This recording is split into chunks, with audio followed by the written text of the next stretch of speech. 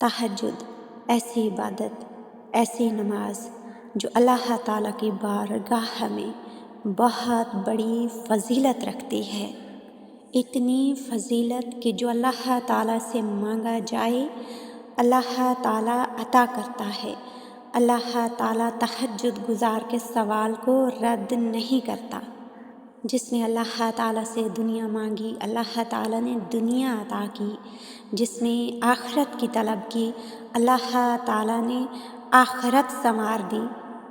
آپ میں سے اکثر لوگ تہجد پڑھتے ہوں گے، کچھ ایسے لوگ بھی میری ویڈیو دیکھ رہے ہوں گے جنہوں نے کچھ عرصہ تہجد پڑھی اور بعد میں چھوڑ دی، اور کچھ ایسے لوگ بھی ہوں گے جو تہجد پڑھنے کے بارے میں سوچ رہے ہوں گے، جن کے دل میں کئی بار تہجد پڑھنے کا خیال آیا ہوگا لیکن ابھی تک تہجد پڑھی نہیں۔ جو لوگ تہجد پڑھتے ہیں ان کو ضرور پتہ ہوگا کہ تہجد پڑھنے کے بعد کیا ہوتا ہے، تہجد پڑھنے کے بعد کیسا محسوس ہوتا ہے۔ میں اپنی ویڈیوز میں اکثر کہتی رہتی ہوں کہ بڑے ہی معتبر ہوتے ہیں وہ غم، وہ دکھ درد جو انسان کو اللہ سے ملواتے ہیں، جو ٹوٹے ہوئے انسان کو اللہ سے جوڑ دیتے ہیں، جو تہجد سے جوڑ دیتے ہیں، کیونکہ تہجد محبت کا آخری مرحلہ ہوتا ہے جہاں بندہ ہوتا ہے اور اس کا خدا۔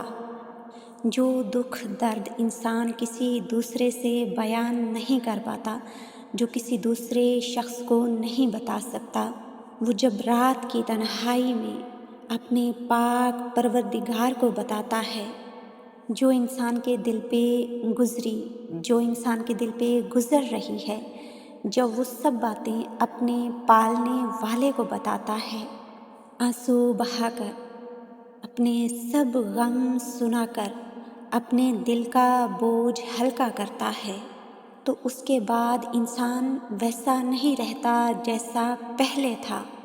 انسان کو اللہ تعالیٰ نے ایسا بنایا ہے کہ وہ اپنے دکھ درد تب تک اس کے اندر ایک بے چینی اور بے سکونی رہتی ہے، لیکن یہ بھی حقیقت ہے کہ جب انسان اپنے دل کی کیفیت، جب اپنے حالات، جب اپنے دکھ درد کسی انسان سے شیئر کرتا ہے، بھلے ہی وہ تھوڑی دیر کے لیے پرسکون ہو جائے لیکن کچھ وقت کے بعد وہ مزید پریشان ہو جاتا ہے، کیونکہ اب اس کا دکھ، اس کا راز اس کا نہیں رہا ہوتا۔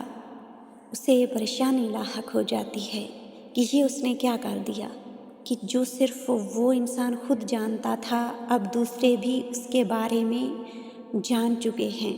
لیکن اللہ تعالیٰ کی ذات وہ واحد ذات ہے، جب انسان اپنا غم، اپنی پریشانی اس پاک پروردگار کو بتاتا ہے تو مکمل طور پر پرسکون ہو جاتا ہے، کیونکہ پاک پروردگار اپنے بندے کے عیبوں کو چھپاتا ہے، پردہ پوشی فرماتا ہے، اور جانتے ہو لوگوں میں اتنی طاقت نہیں ہے کہ وہ آپ کے دکھوں کا مداوع کر سکیں، وہ آپ کی پریشانیوں کا حل نکال سکیں، لیکن جب بندہ اللہ تعالیٰ کو اپنا حال دل سناتا ہے تو اللہ تعالیٰ اپنے بندے کو سکون عطا فرماتا ہے، اطمینان عطا فرماتا ہے، اور ساتھ ہی ساتھ دکھوں کا مداوع بھی کرتا ہے، صبر عطا فرماتا ہے، یقین عطا فرماتا ہے۔ آپ نے محسوس کیا ہوگا کہ جب آپ اللہ تعالیٰ کو اپنا حال دل سناتے ہیں تو اس کے بعد ضرورت ہی نہیں رہتی کسی دوسرے شخص سے اپنا حال دل بیان کرنے کی۔ انسان کو کسی دوسرے کا سہارا، کسی دوسرے کا کندھا ڈھونڈنے کی ضرورت ہی نہیں رہتی۔ بس بندہ اسی انتظار میں ہوتا ہے کہ تہجد کا وقت ہو جائے، نماز ہو اور سر سجدے میں ہو اور اللہ تعالیٰ سے تمام راز کی باتیں بیان کی جائیں، تمام دکھ اللہ تعالیٰ سے کہے جائیں، اور اس کے بعد سکون ہی سکون ہوتا ہے، اطمینان ہی اطمینان ہوتا ہے۔ یہ ہے تہجد کی طاقت، جہاں بے قرار دل قرار پا جاتے ہیں، جہاں دعائیں قبولیت کا شرف پا جاتی ہیں۔ اور چاروں طرف سے جب کہیں سے بھی کوئی اسباب نظر نہیں آ رہے ہوتے تو اللہ تعالیٰ تہجد کی برکت سے، تہجد میں مانگی گئی دعاؤں سے آسمان سے معجزے اتارتا ہے۔ الجھے ہوئے کام خود بخود سلجھ جاتے ہیں، راستے سمٹ جاتے ہیں، انسان منزلوں تک نہیں بلکہ منزلیں انسان تک آ جاتی ہیں۔ جب بندہ اپنی محبت کو اللہ تعالیٰ کے لیے خاص کر لیتا ہے تو اللہ تعالیٰ بھی اپنے بندوں میں سے اس بندے کو خاص کر لیتا ہے۔ تہجد پڑھنے کے بعد آپ محسوس کریں گے کہ آپ کی زندگی ویسی نہیں رہی جیسے پہلے تھی۔ جیسے جیسے آپ تہجد پڑھتے جائیں گے آپ کی سوچ بدلتی جائے گی، آپ کی زندگی سے منفی پہلوؤں کا خاتمہ ہوتا چلا جائے گا، آپ کی سوچ مثبت سمت میں سفر کرے گی۔ اللہ تعالیٰ نے کہا ہے نا کہ تم جیسا گمان کرو گے ویسا ہی مجھے پاؤ گے۔ تو تہجد پڑھنے کے بعد انسان کا گمان اللہ تعالیٰ کے بارے میں اچھا ہوتا چلا جاتا ہے، ایمان میں پختگی آ جاتی ہے، بندہ پر امید ہو جاتا ہے۔ اب شیطان کے وسوسوں کی دل میں کوئی جگہ نہیں رہتی، رب روح تک سما جاتا ہے۔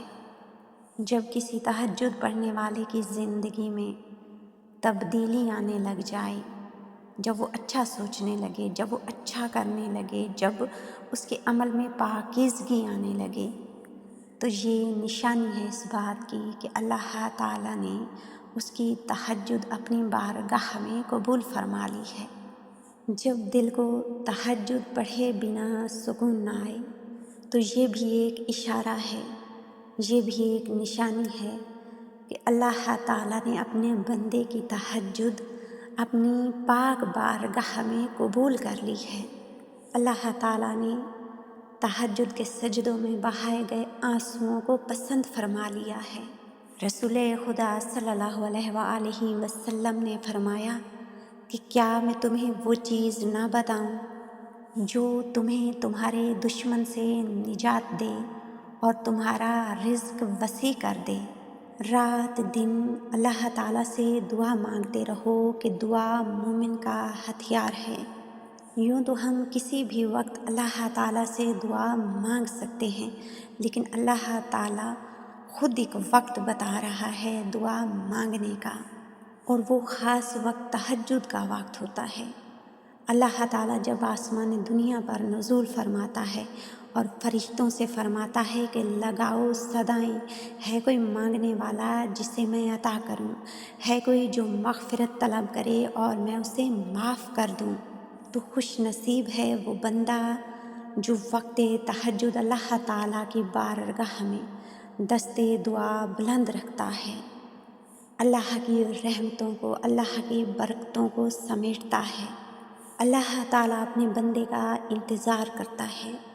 یقین جانیے یہ غموں کا ڈھیر، یہ ان گنت آرزوئیں اور یہ جو طویل عرصے سے دعائیں مانگی جا رہی ہیں، ان کا جواب رات کے 1/3 حصے میں ملے گا، یعنی وقت تہجد ملے گا۔ بس رات کے آخری پہر اللہ تعالیٰ سے وقت لیا کریں، گفتگو کا انداز اختیار کر کے اپنے مسائل، اپنے مصائب، اپنی تکلیفیں، اپنے دکھڑے اللہ تعالیٰ سے بیان کر دیں، اور پھر دیکھیں راحت، کامیابی، خوش نصیبی کیسے آپ کا مقدر بنتی ہے۔ جب بندہ اپنی نیند قربان کر کے، اپنا نرم بستر چھوڑ کے اللہ تعالیٰ کی بارگاہ میں وقت تہجد حاضر ہو جاتا ہے اور سجدہ ریز ہو کر کہتا ہے کہ یا اللہ مجھے تجھ سے محبت ہو گئی ہے، تو اللہ تعالیٰ پلٹ کر فرماتا ہے کہ مجھے تم سے بھی زیادہ تم سے محبت ہے، اور پھر اس کی محبت بندے کو اس کی ساری ان دعاؤں کی قبولیت پر ملتی ہے جن کے بارے میں وہ سوچتا ہے کہ ایسا تو کبھی ہو ہی نہیں سکتا۔ اللہ کی محبت بندے کو تہجد تک لے آتی ہے، اور تہجد بندے کو معجزوں تک۔